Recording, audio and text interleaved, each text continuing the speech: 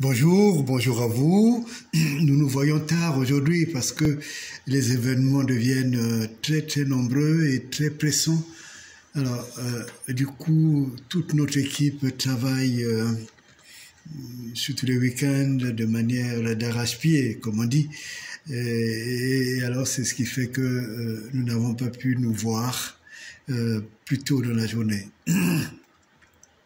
Cela étant dit, c'est toujours avec un grand intérêt que le samedi vient à nous et que nous aussi nous allons au samedi pour que, comme disaient les anciens, ce jour du samedi soit un jour de sabbat et que le sabbat nous permette de nous poser, mais aussi de poser des vraies questions de société. Vous avez voulu que nous puissions donner un avis sur la situation qui s'est créée, que ça soit créé par rapport au combat des Maliens. Le fait qu'il ait comploté, si cela s'avérait bien entendu, pour que le président actuel du Mali soit assassiné. D'abord, c'est un acte très grave, très grave, parce que dans le cadre du droit international, nous considérons que le droit des peuples à disposer d'eux-mêmes n'est pas seulement valable pour une partie de la sphère planétaire, mais c'est aussi valable pour l'Afrique. Et non seulement l'Afrique entière, mais plus particulièrement pour un peuple comme celui du Mali qui vit un tournant très décisif, je crois qu'il marquera définitivement la vie de ce pays, mais aussi sa relation avec l'ancienne puissance coloniale. Et donc, je le suis personnellement avec beaucoup d'intérêt. Il y a longtemps que je suis cette situation avec intérêt. Mais que j'apprenne que mon pays a comploté contre le président de ce pays pour participer à sa mort est non seulement répugnant, mais également c'est le dépassement de l'horreur. On sait que Sassou a été capable d'assassiner des intellectuels, des notables, des personnalités éminentes du Congo. Cela, on le sait déjà. Tout récemment, il vient de s'illustrer dans la situation de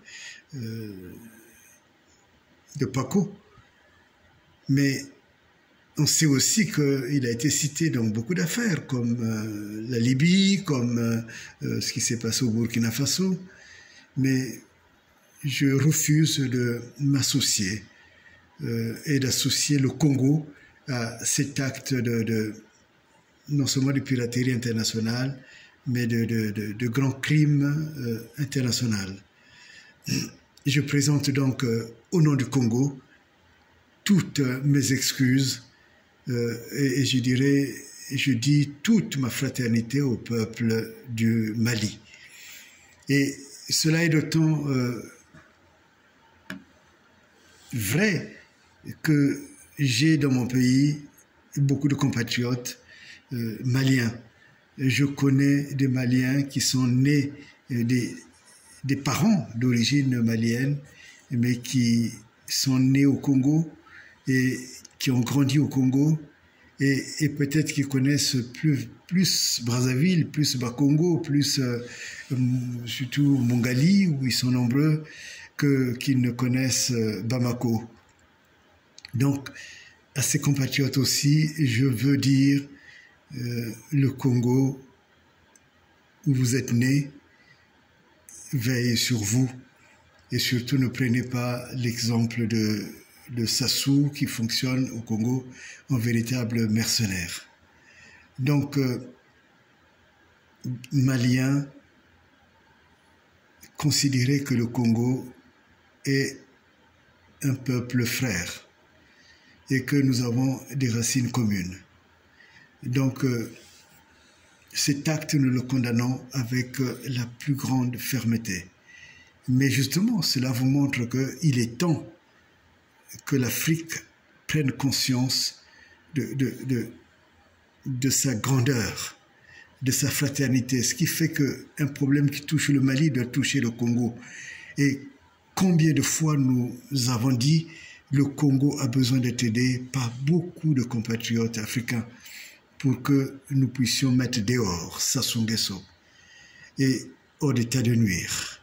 Et donc je lance l'appel aux panafricanistes africains de pouvoir nous rejoindre pour que nous puissions mettre fin au régime criminel de Sassou Nguesso.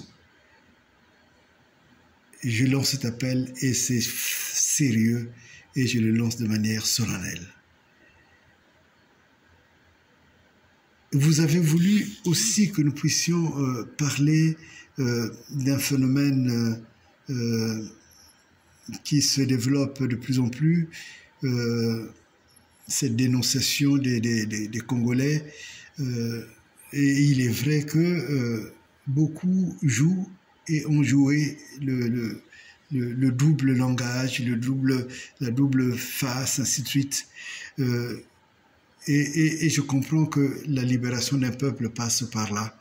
Et donc, moi, je n'ai jamais pactisé avec ceux qui vont chercher le jour, plutôt la nuit de l'argent chez Sassou, et l'argent du Congo, et de l'autre côté, le jour qui se mettent à critiquer Sassou.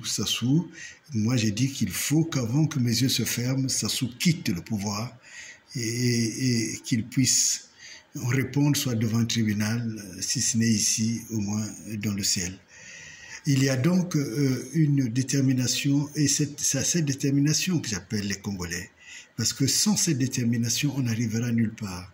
Et c'est vrai que si les efforts qui sont mis en route sont toujours bâclés derrière, on n'arrivera nulle part. Mais cette dénonciation doit arriver aussi à ce que j'ai appelé la vérité réconciliation, à l'image de nos frères de l'Afrique du Sud. Ceux qui ont été dénoncés, ceux qui participent de manière consciente ou de manière dérivée à cette sorte de double jeu, de double vie politique, il est temps maintenant qu'ils puissent se dénoncer. Il est temps qu'ils nous expliquent pourquoi ils sont entrés dans ce système. Il est temps. Et je crois qu'il est temps aussi pour la République du Congo de pouvoir accéder au pardon dès l'instant que la personne vient dire exactement ce qui s'est fait. Parce que cette vérité, nous en avons besoin. L'histoire a besoin de cette vérité. Le dernier point que vous voulez que j'aborde, c'est le point culturel. Vous savez que j'ai toujours ce regard sur la culture. Et je voulais vous parler, messieurs, surtout vous qui m'avez posé cette question, d'un homme que j'apprécie beaucoup, un savant. C'est Clément Ossinondé. Et ce compatriote fait un travail énorme.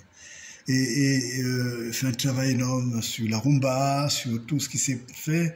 Et je crois qu'il travaille avec d'autres compatriotes. Nous devons de les remercier. Parce que c'est une intelligence importante qui donne la valeur à notre pays, qui donne de la valeur à ce que nous sommes. Et j'ai demandé, et je souhaite que tous les écrits de M. Ossinondé et puis de ceux qui sont avec lui se transforment en véritable encyclopédie. Et je crois que quand on cherche des ministres de la Culture, c'est dans la trempe de Clément Ossinondé qu'il faut les trouver. Et ce ministère de la Culture que moi j'appelle maintenant le ministère de la Rumba, parce qu'il faut être fier de ce qui est à soi. Quand on dit la culture, ça signifie quoi? Je ne sais pas. Mais quand je dis le ministère de la Rumba, ça me parle. Et donc c'est vers cela qu'il faut que nous puissions nous tendre. En tout cas, voilà, il est tard. Je ne vais pas vous retenir plus longtemps. Et surtout,